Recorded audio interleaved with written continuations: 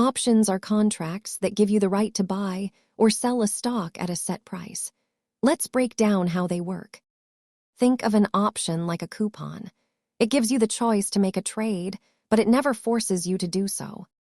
One important rule to remember is that almost all standard stock options represent 100 shares of the underlying company. Every contract has three main parts: the price you strike when it expires and the premium you pay to own it. Calls are for when you think a price will climb, while puts are for when you expect a price to drop.